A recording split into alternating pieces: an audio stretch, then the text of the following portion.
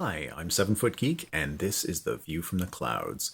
Today is Thursday, January the 14th, 2016, and I'm still sick.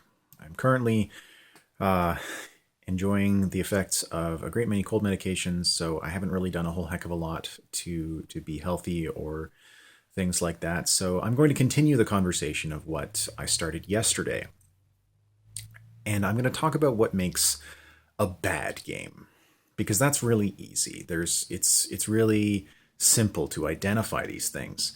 And I'm going to do that using the board game that absolutely everyone knows, Monopoly. Now, Monopoly, as I like to call it, is the game that breaks up families.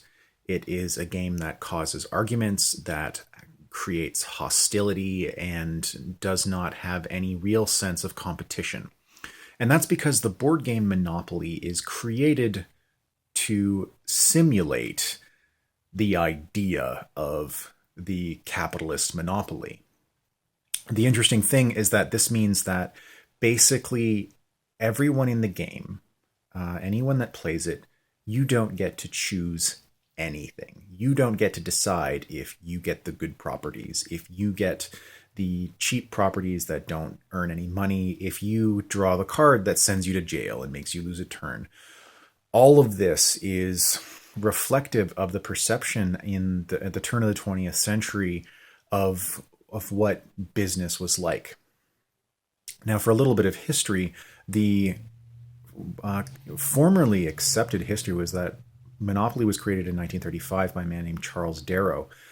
And the reality is that it was actually created in 1903 by a woman named Elizabeth Maggie. And it was called the Landlord's Game when she created it.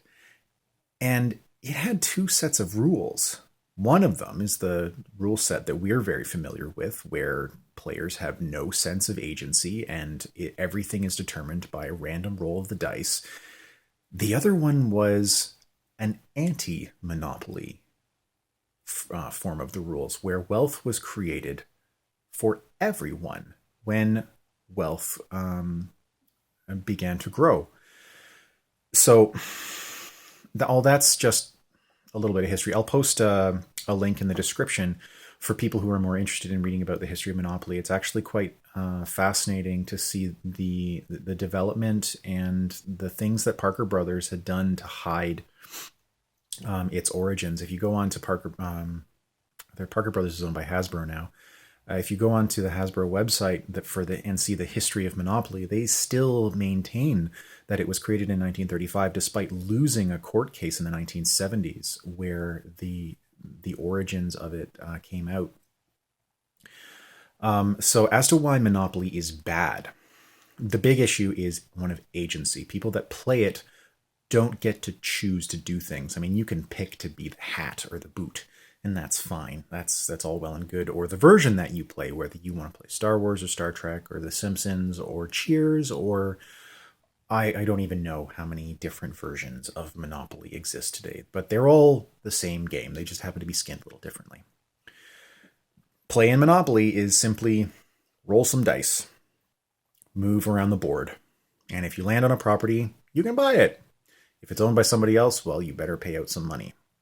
Now, the thing about that is that as play progresses, your success is determined by if you roll in the right places. It's widely considered to be accepted wisdom that getting into the yellow and orange properties is amongst the more profitable and more consistent because they hover around the middle.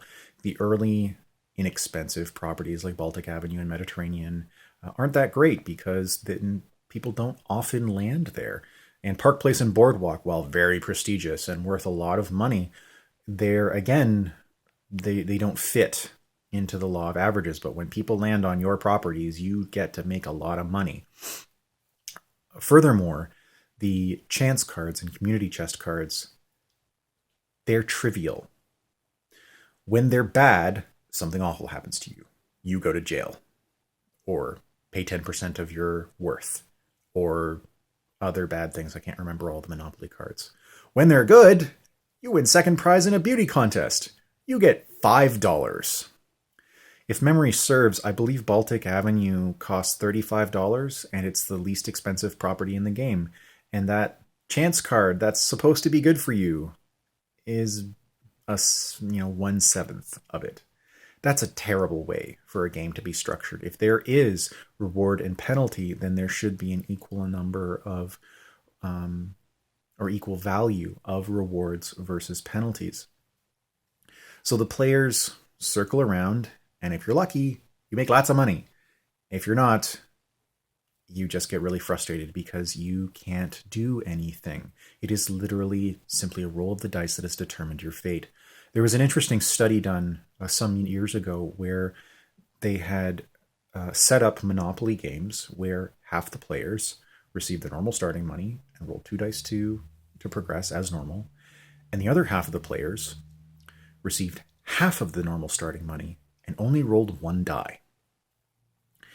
When they polled the players afterwards, the players with more money and more dice felt that they had played better, despite the fact that the game itself had been rigged so that they were in a better position. They were able to advance to the more valuable properties. They had superior starting funds to be able to buy properties in the first place and not have to worry about whether or not somebody is going to land on their property and earn them money.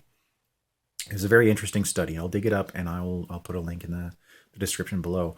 But essentially what it boils down to is that because Monopoly is so heavily chance-based, it's a terrible board game. It is a terrible, terrible game. It's bad in every way that is measurable, except for sales. For some reason, in American culture, especially, the idea it is latched onto the public consciousness as being just one of those things that you do. But from a design perspective, it actually has done everything wrong. They took this beautiful dual system, this dichotomy of capitalism versus good social order, and stripped away everything good about it and made it uncomfortable and frustrating to play. So that's Monopoly in a nutshell and why it's not a good board game. And those are examples of how to make a bad board game. Strip away the agency of players as much as you possibly can.